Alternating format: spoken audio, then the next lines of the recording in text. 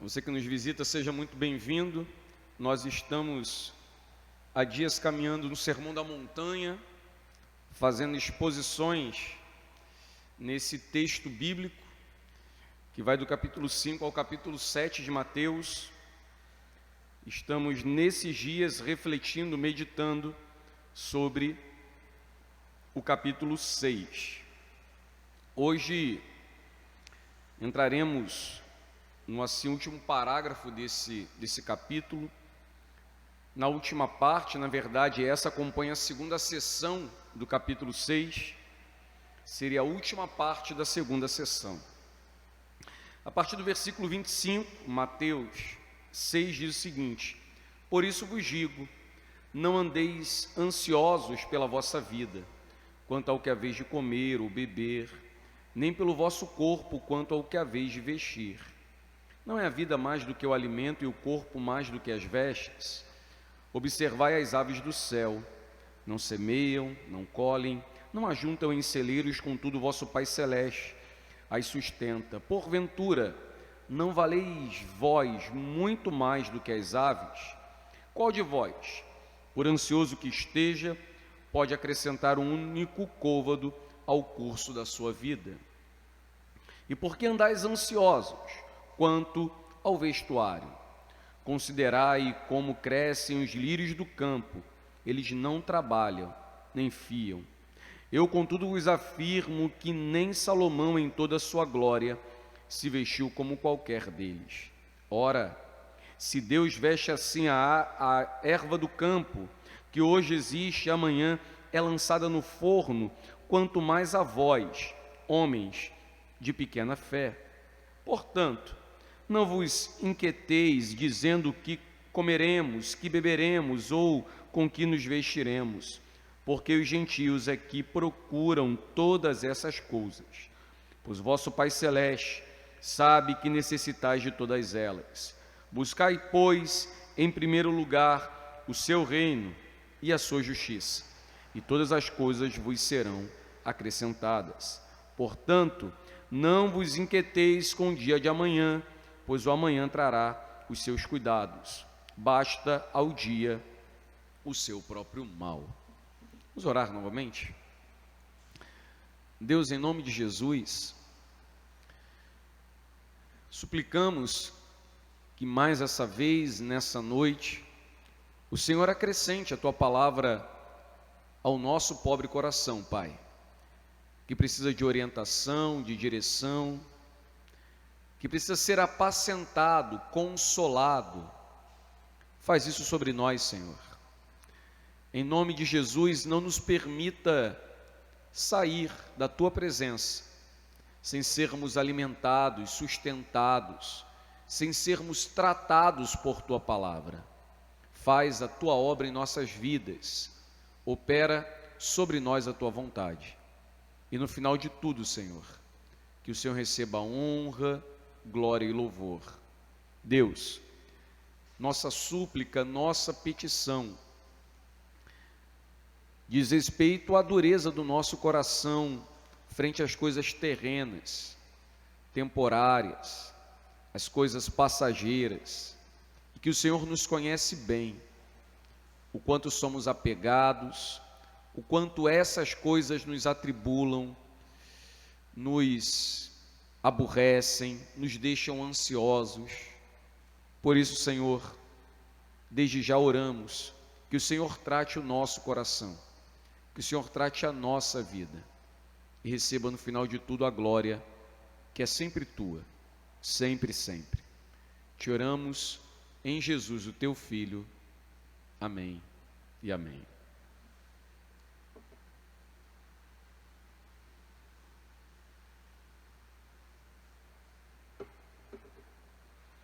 Eu sei que isso vai entrar no seu coração. Você vai se lembrar disso, porque repetidas vezes durante o Sermão do Monte, temos falado sobre duas cidades, dois amores, que o amor a si mesmo, elevado a uma rejeição a Deus, constrói uma cidade terrestre, e que o amor a Deus, elevado a uma rejeição a si, constrói uma cidade celeste. Dois amores, duas cidades, de qual das cidades nós somos construtores. Haja visto que onde estiver o nosso tesouro, ali também estará o nosso coração. O ponto central do versículo 25 em diante continua centrado nessa analogia, duas cidades, dois amores.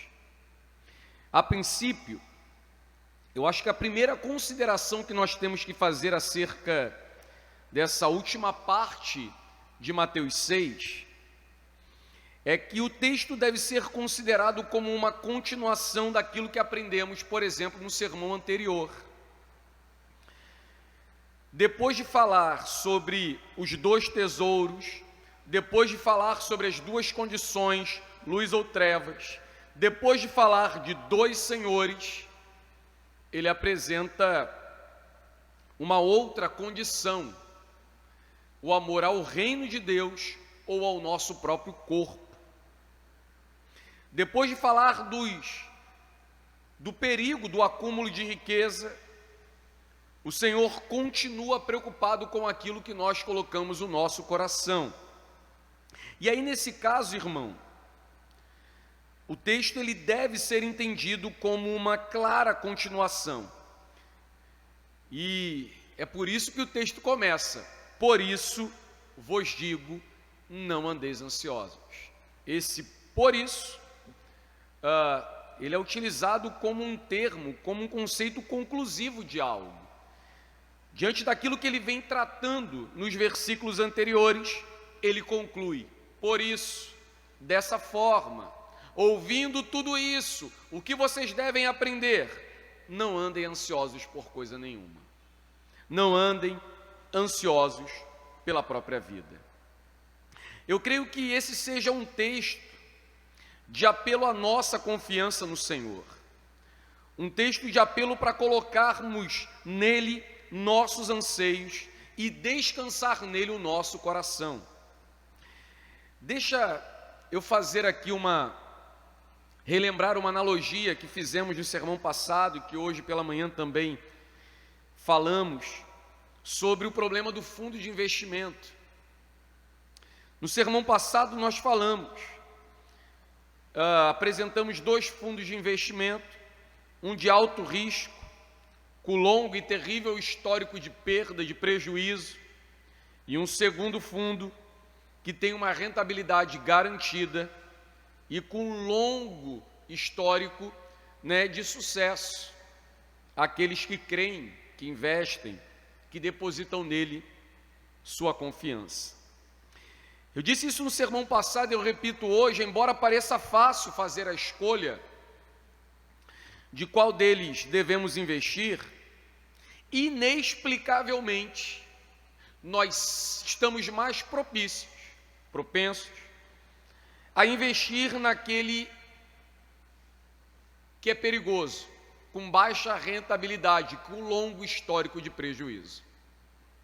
Inexplicavelmente, nós colocamos a nossa confiança no fundo de maior risco e acreditamos que ele pode fazer o contrário daquilo que naturalmente faz. Os motivos para fazermos isso são inexplicáveis, inusitados. Talvez seja um problema de comodismo, um problema de preguiça. Nós não queremos o trabalho de investir no reino de Deus, haja visto que investir nesse reino requer de nós negação a nós mesmos, requer de nós tomarmos diariamente a nossa cruz e seguirmos Jesus, requer abrirmos mão das nossas, aspas, boas escolhas, das nossas, aspas, melhores vontades. Talvez seja o amor às coisas visíveis, perecíveis. Talvez seja a nossa certeza no presente. Talvez seja esse materialismo histórico, dialético, impregnado em nossa vida e a gente não consegue discernir isso. o prazer pelo agora, pelo presente. Talvez essas sejam as causas que nos levem a investir em um fundo que não rende nada e que só conduz à perdição e à morte. Os verdadeiros motivos que nos levam a investir tempo, força e amor na cidade terrestre, nesse fundo terrestre, talvez tenha ligação com a nossa falida e muitas vezes alienante visão do reino de Deus. Muitas vezes a nossa visão é uma mera visão imediatista, diminuta daquilo que de fato é o reino, daquilo que de fato é a vontade do rei. Eu poderia aqui gastar horas descrevendo esses problemas, e se o seu coração estiver ancorado nessa cidade terrestre, você passará horas apresentando justificativas para o seu apego a essa cidade. Você passará o mesmo tempo apresentando justificativas ao seu amor e ao seu apego às coisas daqui. E é por isso que o texto fala-nos de maneira mais evidente, mais clara. Para tanto, eu queria só te lembrar de uma coisa. Lembrar daquilo que está diante de nós, desde que começamos a exposição no versículo 19. No versículo 19 ao 21 aprendemos que há dois tesouros, um na terra e um no céu. Do versículo 22, no 22 e 23 aprendemos que há duas condições, luz e trevas. No versículo 24, há dois senhores, Deus e Mamon, ou Deus e as riquezas.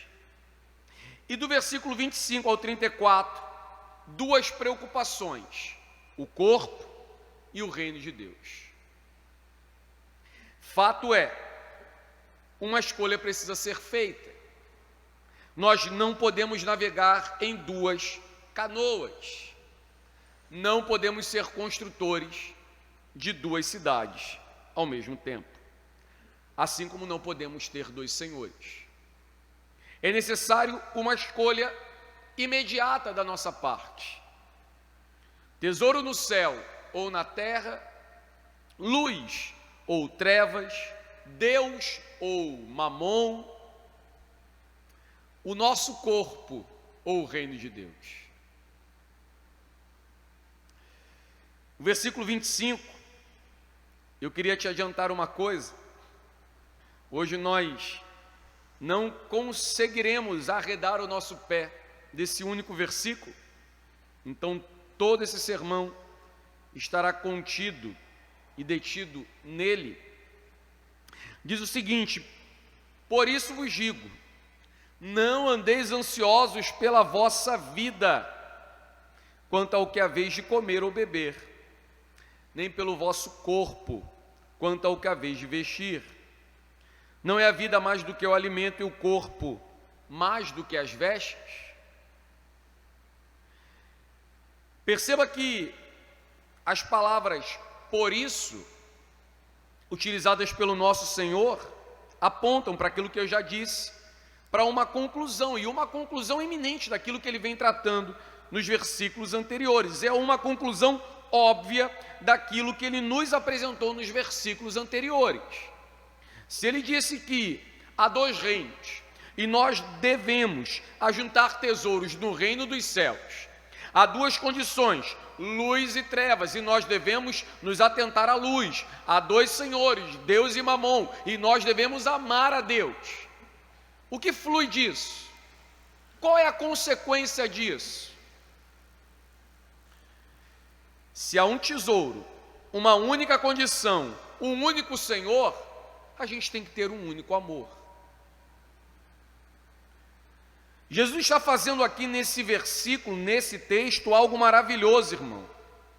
Considere que antes de nos convocar a agir, Ele está nos convocando a pensar na condição da qual devemos agir. Antes de nos convocar a uma ação, Ele está colocando as decisões perante nós, perante os seus discípulos. Estamos sempre dispostos a acumular tesouros. Estamos sempre dispostos a andar em uma condição de luz ou trevas. Estamos sempre dispostos a ter um Senhor sobre as nossas vidas. E Ele nos faz pensar nisso. E aí tem uma coisa interessante. Não podemos acumular tesouro na terra e andarmos na luz. E termos Deus como Senhor. Assim como não podemos acumular tesouro no céu e andarmos nas trevas e termos Mamon como Senhor. Há uma tríade que se casa perfeitamente. Há uma aqui trindade de ação que se completa perfeitamente.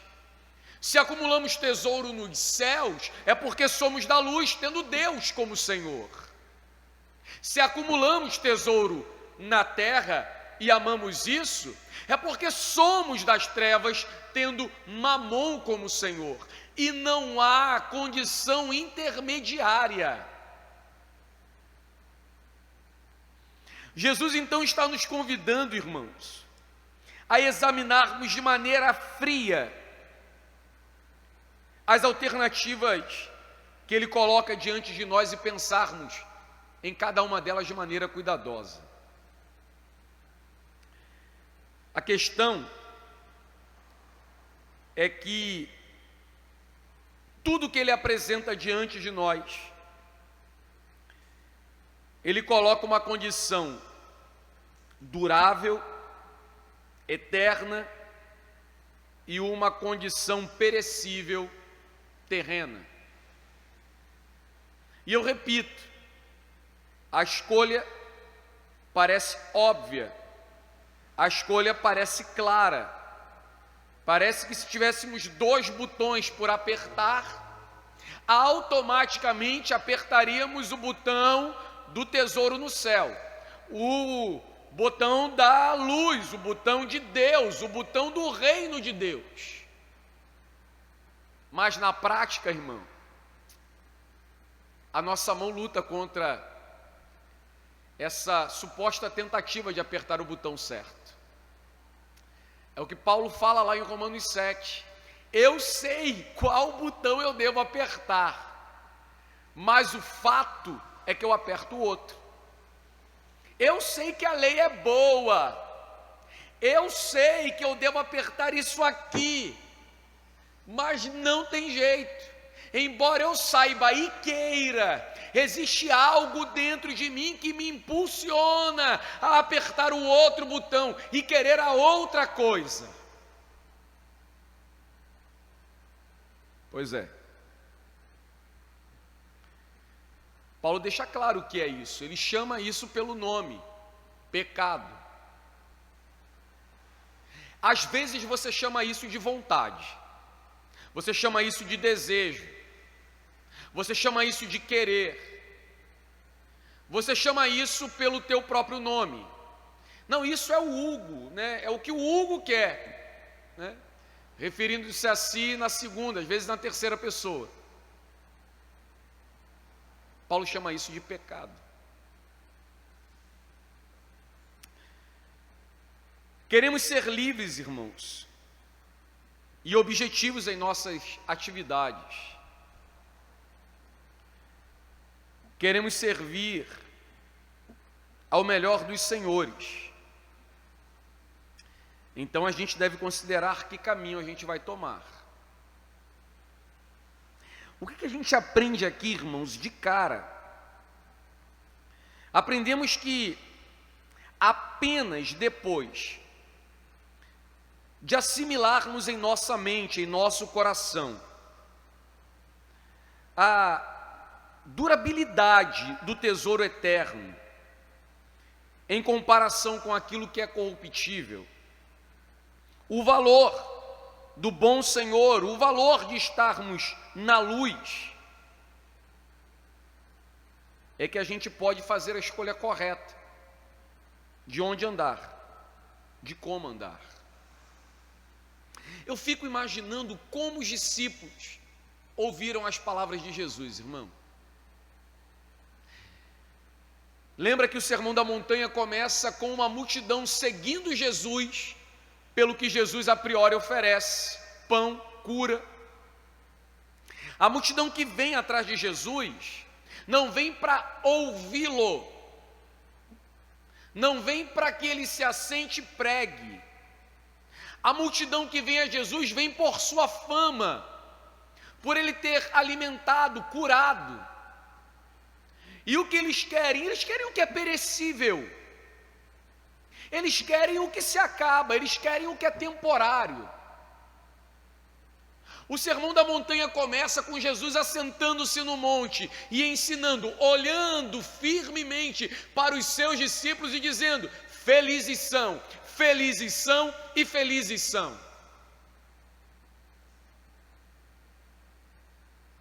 E é muito interessante como o sermão de Jesus tem ligação, coesão.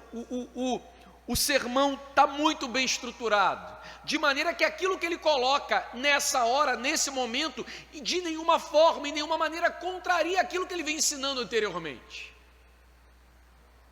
Sobre quais são, por exemplo, as verdadeiras alegrias dos discípulos. Mas imagine que, depois de confrontar os seus discípulos, que eles não devem agir como os hipócritas religiosos,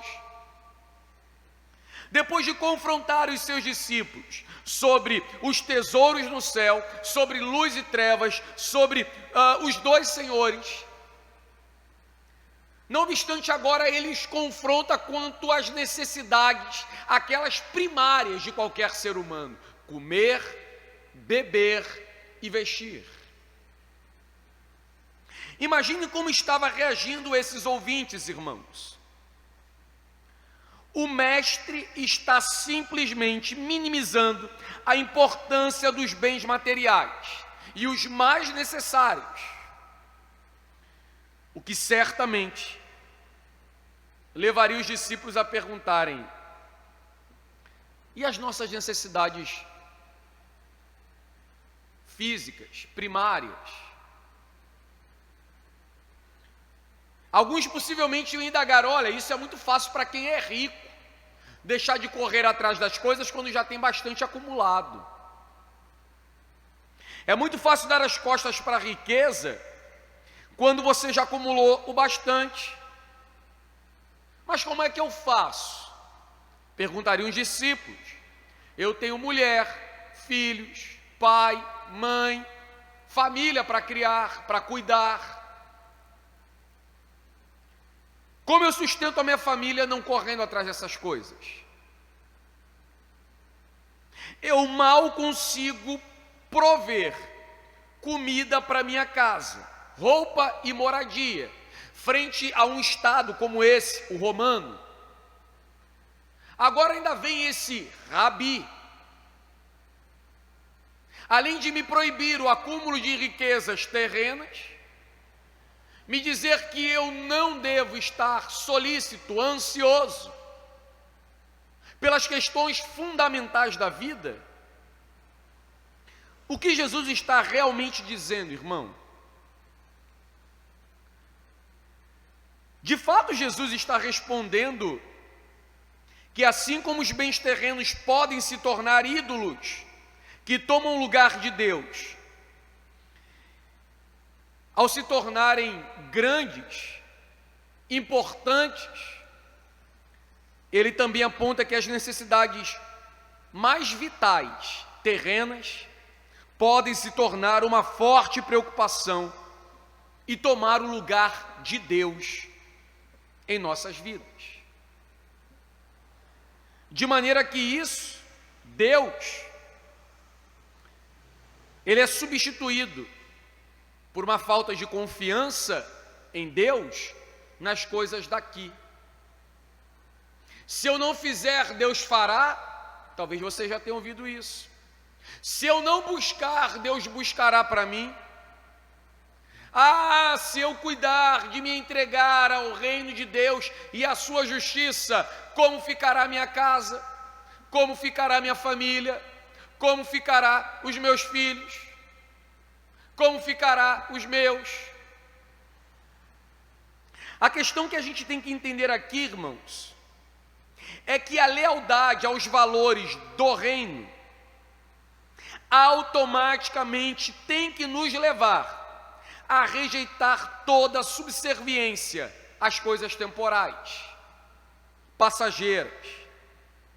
Quer essa subserviência seja no acúmulo desregrado, quer seja do tipo marcado pela busca frenética de sustento primário.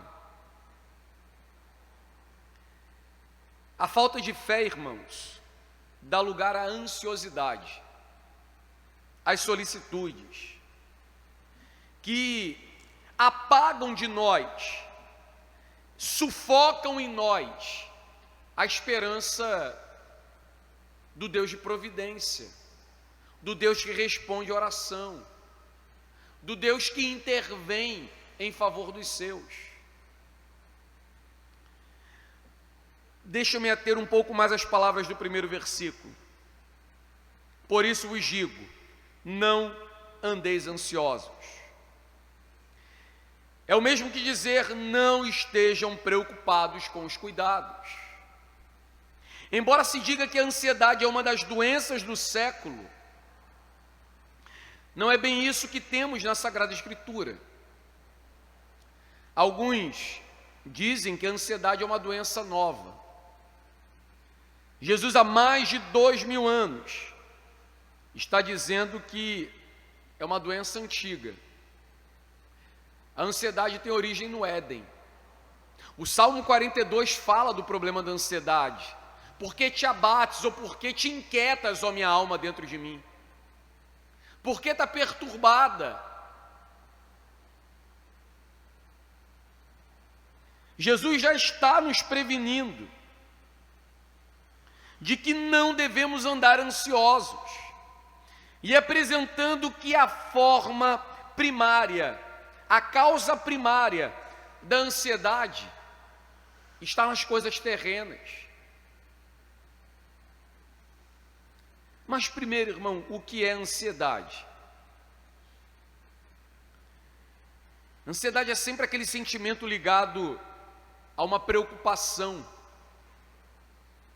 o nervosismo, o medo intenso. Alguns dizem que é uma reação natural do corpo. A ansiedade, ela pode tornar-se distúrbios mais sérios. E aos que sofrem disso, o sabem, o quanto é impossível viver, né, em tais crises, com tais sensações ou sentimentos. Então, segundo a palavra, as palavras de Jesus, a ansiedade não é um problema apenas quando atrapalha o dia a dia das pessoas. A ansiedade é um problema em todos os aspectos, em todos os momentos. E veja, diferente do versículo 19 e 20 do capítulo 6, desse mesmo capítulo, quando no versículo 19 ele fala, não ajunteis tesouro na terra. E aí no versículo 20, em contrapartida, ele fala assim, ó, ajunteis para vós tesouros no céu. Quanto à ansiedade, agora no versículo 25, ele não faz a mesma coisa. Ele não fala assim, ó, não estejam ansiosos pelas coisas terrenas, não andeis ansiosos pelas coisas terrenas, andeis ansiosos pelas coisas do céu. De maneira nenhuma. Ansiedade, segundo então as palavras de Jesus, não é uma coisa boa, nunca será, mesmo quando supostamente pudesse apontar para as coisas divinas. Se gera medo, se gera fobia, se gera algum tipo de transtorno, não pode ser bom. Se inquieta, não pode ser bom. De maneira que ninguém pode estar ansioso, não no conceito pleno da palavra, pelas coisas divinas. Ansiedade nunca é bom. De maneira que ele nos recomenda não estarmos assim, ansiosos pela vossa vida.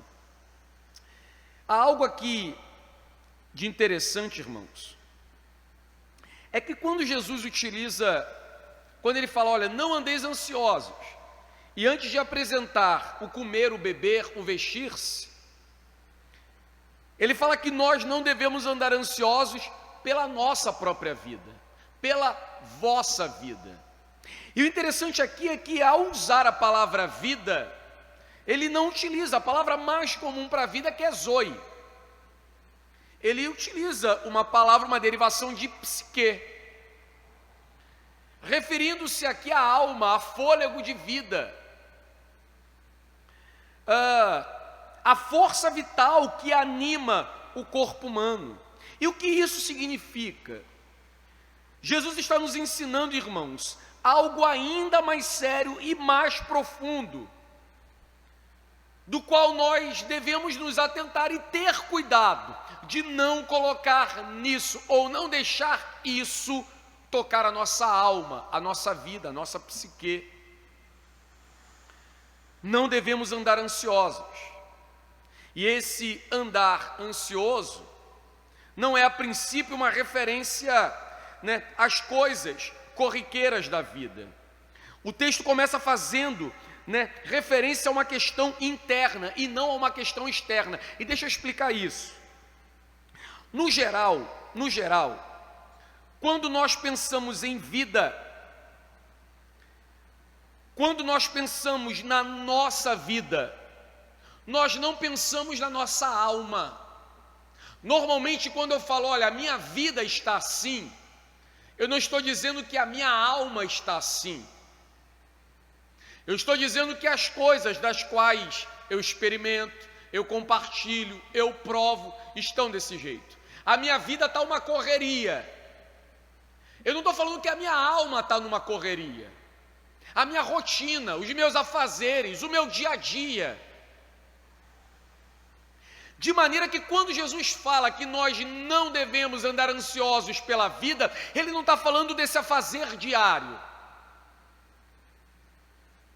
da agenda diária, dos afazeres, das práticas diárias que nós chamamos vida.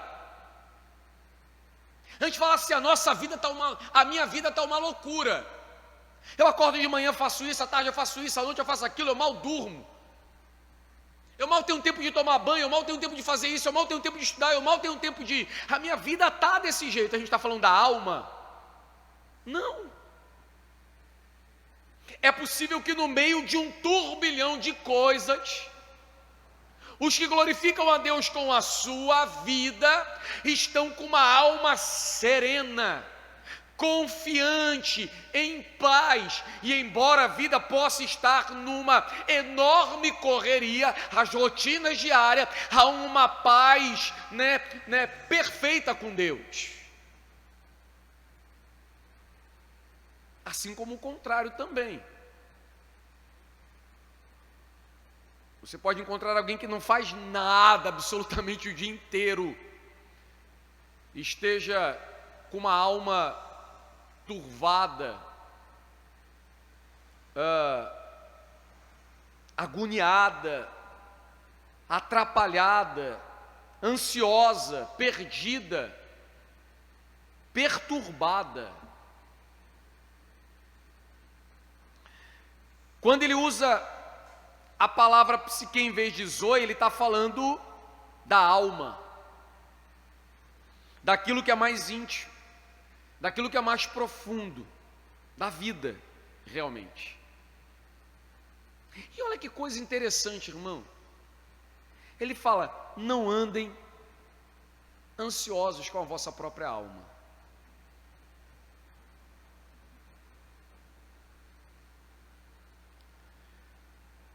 Eu queria te fazer uma pergunta para você entender isso mais e melhor. O que te mantém aqui onde você está? O que te mantém nesse mundo? O que te mantém nessa existência? Só há uma. O que te mantém vivo? O que te mantém de pé? Eu poderia perguntar: o que te veste? O que coloca comida na sua mesa? Água na sua geladeira? O quê? Essa pergunta, irmãos, ela vem a calhar para aquilo que não somente há nesse versículo, mas na continuação. É possível que nossa primeira resposta, que o que nos mantém de pé é o fato de termos comida para comer, teto para dormir, água para beber, talvez o trabalho, a família, os estudos, os pais, marido, mulher, filhos. É possível que atribuamos à nossa vida as coisas daqui. E mais, irmãos, porque nós podemos, sim, dizer que tudo que temos é de Deus e pertence a Deus, mas na prática, nós apresentarmos um apego e uma solicitude com as coisas daqui, a ponto de mostrarmos que nós somos muito mais apegados às coisas daqui do que essa suposta confiança da qual declaramos de que tudo vem de Deus. Porque pensa que se tudo vem de Deus, tudo que eu tenho é dele, por ele, para ele, as coisas que vêm dele e que foram dadas por ele, quando dadas ou tiradas, não deveriam nos atribular, nos aperrear, nos entristecer, nos enfurecer, nos desestimular.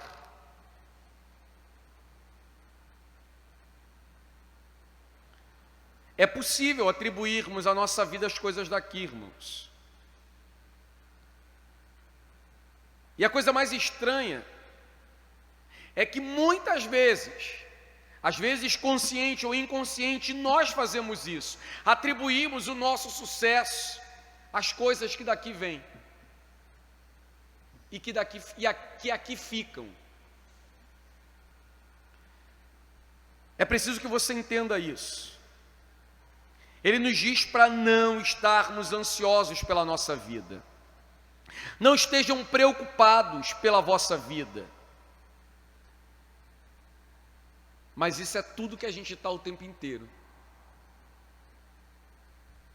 Uma doença, uma necessidade, uma porta fechada, um desprezo, um esquecimento, um afastamento, um distanciamento de algo ou de alguém, uma situação que nos coloca em uma posição desconfortável, uma palavra maldita, uma mal interpretada, uma mudança repentina. Tudo que toca a nossa vida tem o poder de mudar o nosso humor, nosso temperamento, nosso estado emocional, nossa espiritualidade. Nos leva de um estado de alegria para um terrível estado de tristeza. Mas aí aparece um tal de Jesus de Nazaré, carpinteiro, lá das bandas da Galileia, e fala o seguinte: está tudo errado. Tu está fazendo tudo errado. Tudo. Não andeis ansiosos pela própria vida, pelo fôlego, pela respiração ou pela alma. Por que isso é interessante, irmão? Ao nos referir à nossa vida, à vossa vida, nas palavras de Jesus, Ele está nos dizendo que a vida não é uma mera questão de gosto, de preferência, de comportamento. Ele não está falando dessa vida externa que eu já mencionei. Ele está falando daquilo que está lá dentro, que Ele pôs em nós.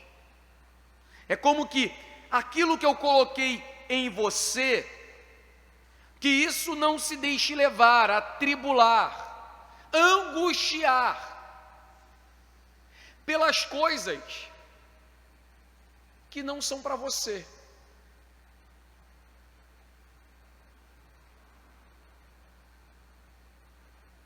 Na verdade, Jesus não está fazendo distinção entre zoe, psique, vida e vida. Ele está simplesmente mostrando que nós não devemos deixar que tesouros da terra, trevas ou Deus dessa era amarre, atribule, torne perturbada a nossa alma. Então ele diz: não andeis ansiosos pela vossa vida, quanto ao que haveis de comer ou beber. Nesse caso, parafraseando o mestre Jesus, temos: não se abata a vossa alma com aquilo que haveis de se alimentar. Mais uma vez, imagine como os discípulos de Jesus escutavam essas palavras, irmãos, como isso soava nos ouvidos daqueles que acompanhavam Jesus. O que não podemos perder aqui de vista é que Jesus vem de um discurso que reprova claramente a atitude dos hipócritas religiosos e, consequentemente, os que apresentam pompa espiritual. E ele continua aqui reprovando a quem quer que seja, que tente priorizar as solicitudes da alma em detrimento às prioridades do reino. Imagine então isso chegando no ouvido daquela multidão que está atrás de pão, que quer água, que quer milagre, que quer prosperidade, que quer apertar o botão do sucesso, da vida feliz, da vida próspera. Possivelmente e certamente eles estariam esbravejando: o que é que esse homem aí está dizendo mesmo? Esse cara está falando que a gente não deve nem sequer priorizar pão, água e vestimenta. É o que? Isso aí é uma nova seita que está dizendo que a gente tem que jejuar e andar pelado? É assim que os extremistas interpretam tais textos, né? Agora ele está dizendo que a gente nem sequer deve se preocupar com aquilo que é fundamental para a existência.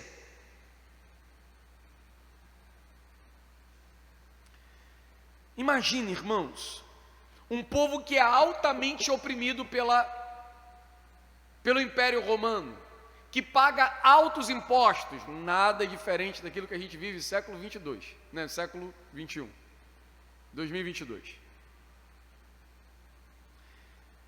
Nesse caso não bastam as opressões causadas pelo regime romano. Jesus está dizendo que nem sequer atentarmos para o que comeremos ou beberemos, nem isso deve abater a nossa alma. Eu fico imaginando que talvez, irmãos, e esse talvez para mim é quase que certamente, eles estavam dizendo: ele está falando isso porque tem um publicano do lado dele. Esse cara, falando de Mateus, né? Esse cara roubou tanto, que certamente tem reserva aí de sobra, para não estar preocupado com comida, bebida ou vestimenta. Possivelmente é aquele carinha ali, aquele publicano, aquele traidor miserável ali, que está sustentando todo mundo. Então ele está com um discurso conveniente. Possivelmente apontaram para Tiago e João, também ele tem 2 filhos de empresário ali, e ainda tem um dos sócios ali, que é Pedro, Simão.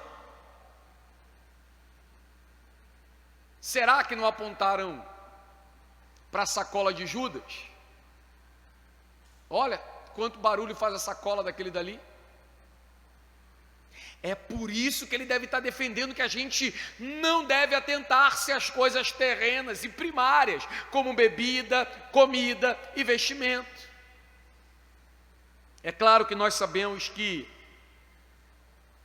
as palavras de Jesus não estavam em nada submissas ou conectadas aos bens ou propriedade que qualquer um dos seus discípulos pudessem ainda ter.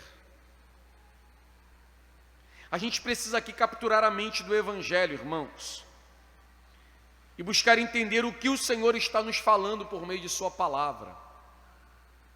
Porque uma vez que nós entendemos a sua palavra, o que flui disso é que nós precisamos fazer algo a respeito dela.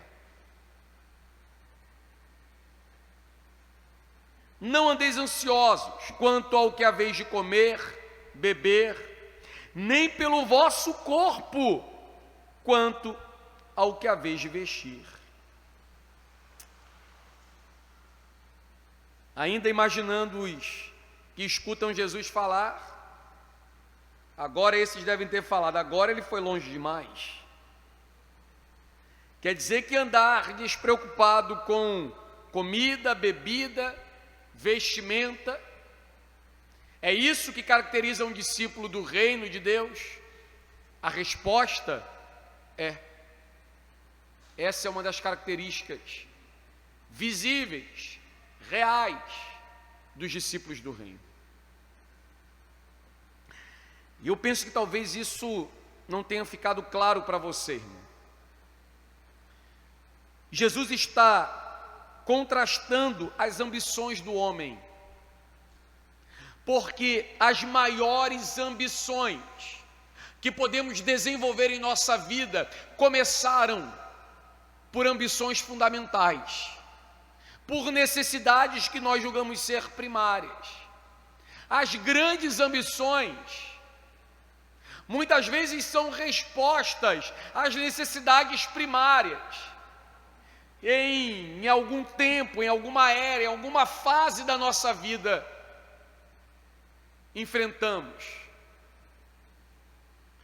Jesus está afirmando que todos nós, todos os seres humanos, estão sempre a buscar alguma coisa. Ele falou isso quando no versículo 19 ao 21, quando no versículo 22 e 23 e também no 24, 2 tesouros, 2 condições, 2 senhores e agora o corpo ou o reino. Nós sempre estamos buscando alguma coisa, sempre estamos atrás de alguma coisa. Não é natural que o ser humano viva sem alvo, sem objetivo na vida. Não é natural. Todos nós precisamos de alguma coisa pela qual viver, pela qual venha valer a pena morrer. Algo que dê significado à existência. A gente precisa de alguma coisa para buscar, alguma coisa sobre a qual colocar o nosso coração e a nossa mente. Irmãos, o mais perdido dos homens que podemos conhecer, aquele que vive mais contrário ao reino de Deus, aquele que vive mais contrário à vontade do Senhor, aquele que vive, como um terrível inimigo da cruz de Cristo, aquele anticristo, opositor do Evangelho. Por mais absurda que seja a condição da qual ele ou ela vive, ele busca significado para a sua vida. Por mais absurda seja, por exemplo, a ideologia que mova uma pessoa, por mais absurda e utópica que seja, essa pessoa está em busca de significado para a sua existência.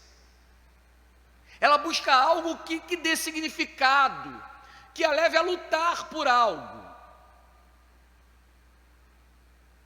Algumas encontraram isso nas obras de Satanás. Muitas encontraram isso nas obras das trevas, na oposição ao reino, à ordem, à verdade, à justiça, a Deus, a Cristo, ao Espírito Santo.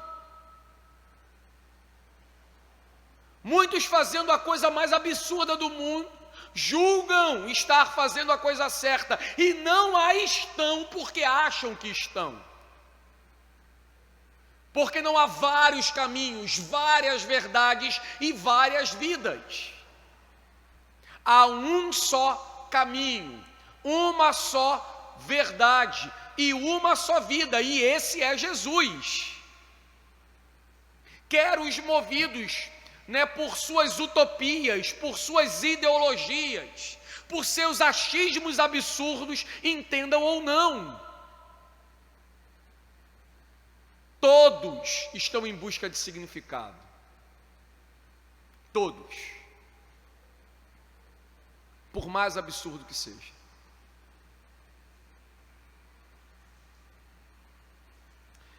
Nesse caso,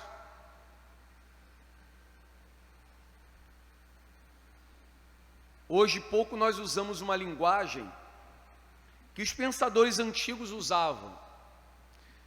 Eles falavam dessa busca, chamavam isso de bem supremo, de sumo bem.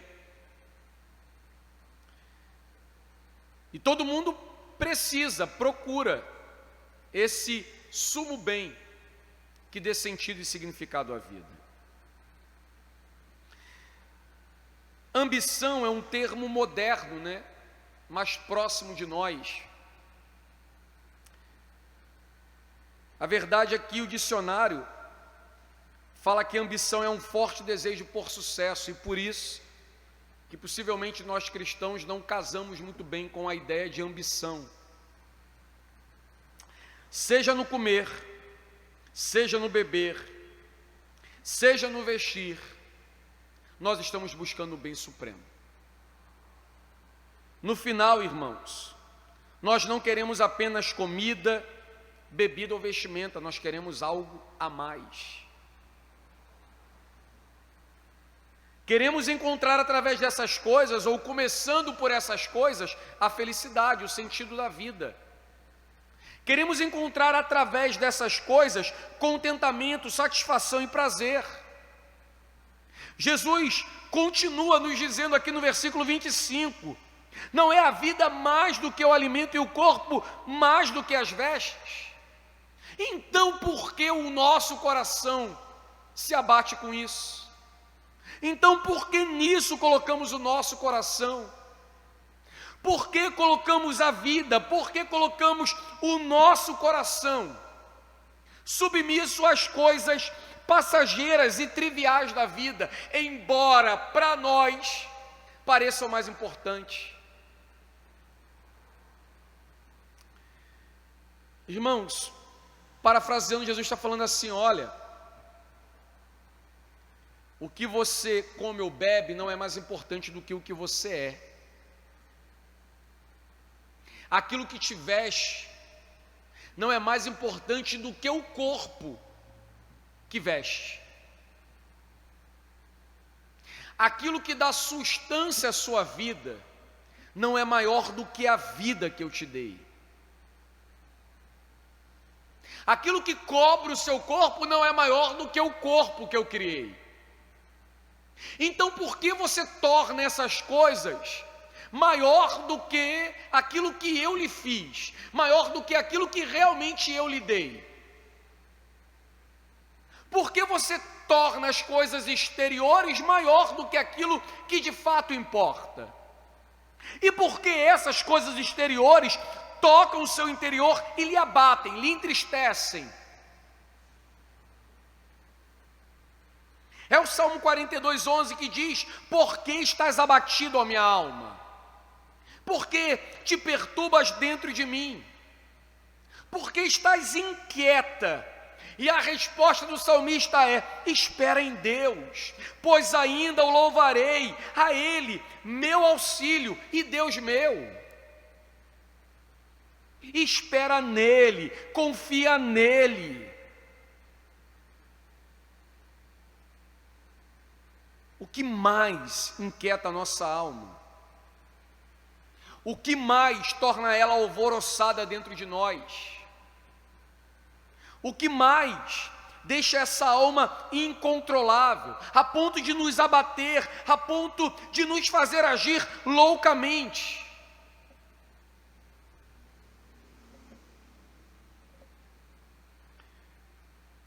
Talvez você tenha reparado uma coisa nessa e nas palavras seguintes de Jesus. Essa é uma sessão que na maior parte do tempo ele apresenta questões negativas. Por 3 vezes ele vai dizer: não andeis ansiosos, ou não fiquem aflitos. Jesus não faz arrodeio, ele coloca o dedo na ferida, começando por uma questão elementar, e que todos nós julgamos extremamente necessária. Quem nega a necessidade de comida, bebida ou vestimenta? Jesus está nos dizendo simplesmente que nada disso é primordial. Não é primordial em nenhuma fração de segundo na existência. Comida, bebida, vestimenta. Não é primordial em nenhum único segundo na nossa vida.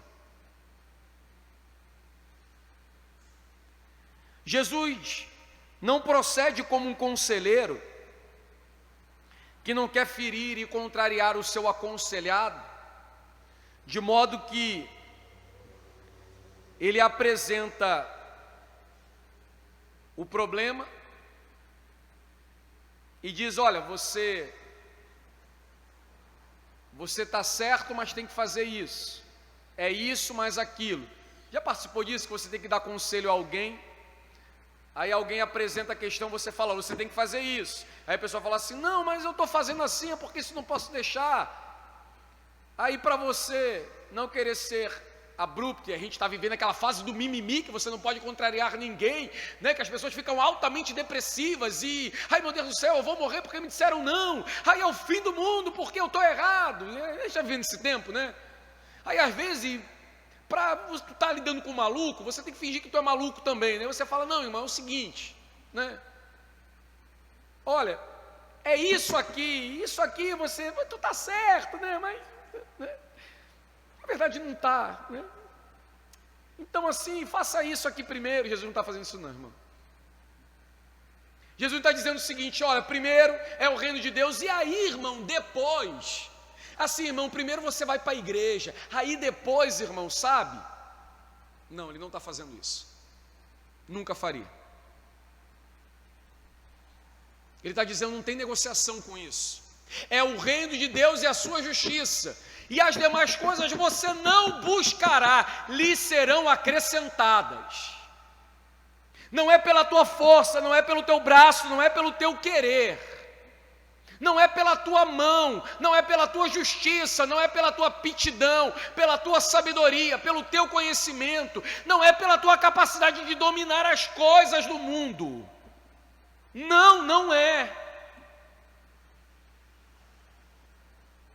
E se você não entender isso, você não entendeu nada. Uma conclusão provisória a isso aqui, irmãos. Eu volto à questão aqui dos ouvintes de Jesus. Como eles recebiam essas palavras? Se elas geram desconforto hoje, imagina 2000 anos atrás. Hoje as pessoas estão prontas a apresentar suas prioridades para Jesus e justificar as suas escolhas e atitudes à luz das suas necessidades. E não fazem somente isso, fazem mais. Dirão que Jesus entende, ou deve entender suas escolhas e decisões, frente às questões da vida, aos projetos, os sonhos que buscam empreender. Alguns hão de justificar as suas escolhas e atitudes, dizendo que tais escolhas e atitudes proporcionarão ao reino de Deus mais recursos. Futuramente poderão fazer isso ou aquilo.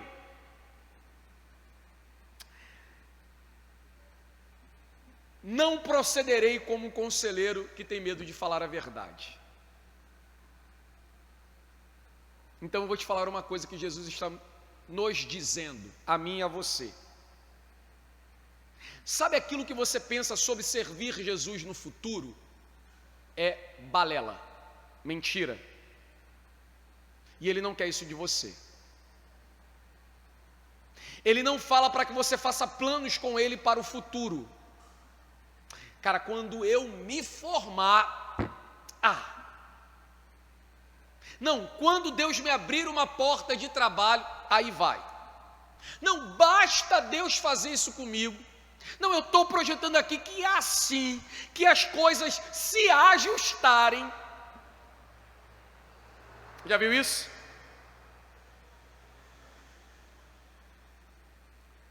Ô irmão, se você faz isso, fez isso, ou pensa em fazer isso, você está pecando contra Deus. Você é um terrível pecador que precisa de arrependimento, de conversão. Possivelmente você não é um regenerado. Se alguém está errado, então deve ser a Sagrada Escritura. Talvez esteja. Porque não é isso que Deus diz a nós. Eu posso pegar muitas das minhas ovelhas, vocês que estão aqui dentro, e vocês apresentarão inúmeras justificativas para não servirem a Deus como devem. Família, trabalho, filho, escola, faculdade, unha encravada, dente que arrancou, dente que nasceu, cabelo que caiu, cabelo que pintou, unha que cresceu, ou que caiu, ou que pintou, ou que implantou, ou alguma coisa que fez e que era mais importante do que o reino de Deus. E aí eu tenho que proceder como um terrível e diabólico conselheiro, quase que... E para não ferir, eu tenho que falar, irmão, eu entendo porcaria nenhuma, irmão. Não compreendo nada, mas muitas vezes o meu papel é duro e complicado. Porque a verdade é que você está errado e você precisa se consertar. E o problema não sou eu que sou o seu pastor, é com Jesus. Não é a mim que você fere, não é a igreja que você fere, é a Jesus. E se isso não importa para você, você não é um regenerado. Se isso não fere o seu coração, sabendo que você está contrariando a vontade de Jesus para a sua vida, irmão, não coma desse pão e não beba desse cálice, porque você é culpado do corpo e do sangue de Jesus. Ou não? Ou não? Ou isso é histeria? Ou isso é mera retórica? Leia a Escritura. Faça isso. Compare o que você está ouvindo com o Santo Evangelho. Leia, a gente está gastando tempo no Sermão da Montanha. E é isso que a gente está aprendendo até agora, porque ele diz que a nossa justiça precisa exceder e muito a dos fariseus. E eu te pergunto, irmão, onde é que a gente excede? Onde? Quando? Fala.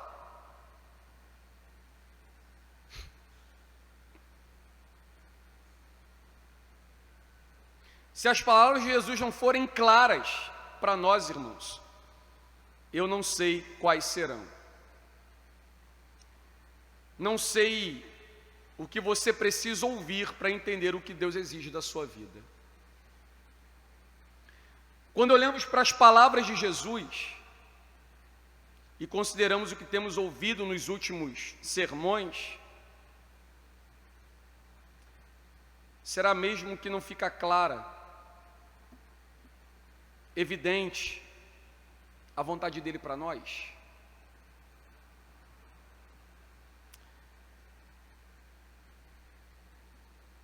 Eu vou dizer uma coisa para você. Ele não quer que você invista tempo, dedicação, amor, paixão, determinação ou qualquer outra coisa fora do reino dele.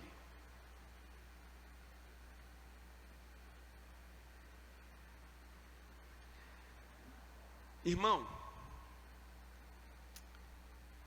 a sua família não é prioridade. Entendi isso. Duro, né? Ele fala isso. Se alguém amar mais do que a mim, não é digno de mim. A grande problemática disso é que na cabeça de não regenerado, ele está falando, parece que o oposto está evidente, né? Então tem que odiar a minha família para amar a Deus. É isso que está escrito? Então não seja tolo. Nesse versículo ele está falando que comida e bebida, vestimenta, aquilo que supostamente vem antes até da tua própria família. Supostamente entendemos que sem um pão diário a gente não vive, né? A gente vai aguentar algumas horas, talvez alguns dias, dependendo da quantidade de gordura que a gente tenha. Vamos morrer.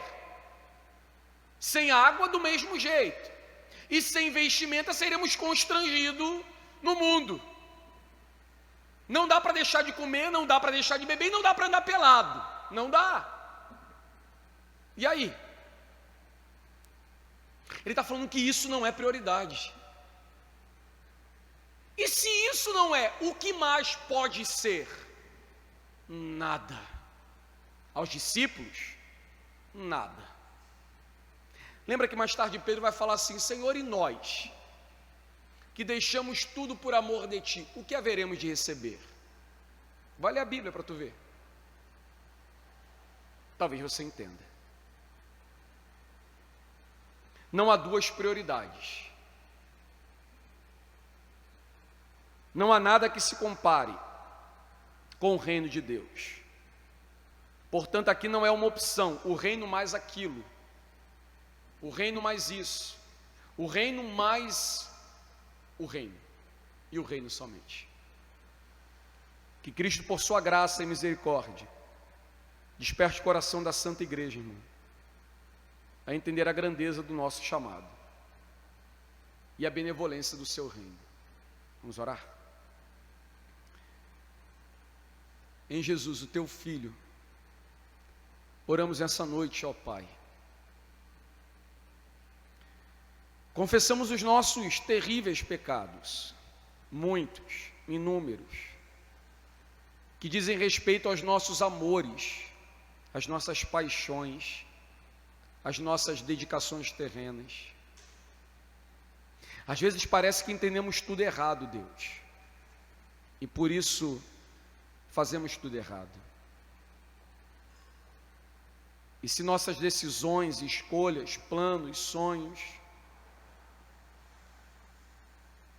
nos levaram a priorizar o que não é o teu reino,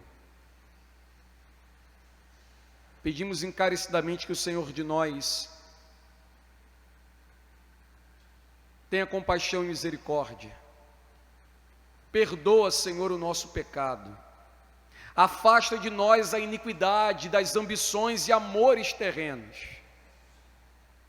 Se nós, ó Deus, passamos a ser construtores de uma cidade terrena e diabólica, nos liberte disso nessa hora e nos faz ser, Deus, trabalhadores intensos, construtores contentes da cidade celeste. Santifica o nosso coração e nos leva a entender a Tua vontade, porque é somente ela que nos interessa nesse lugar. É isso que oramos, Deus Santo, em nome de Jesus, o Teu Filho. Amém e amém. Vamos entrar na ceia e a gente canta, vamos fazer junto, né?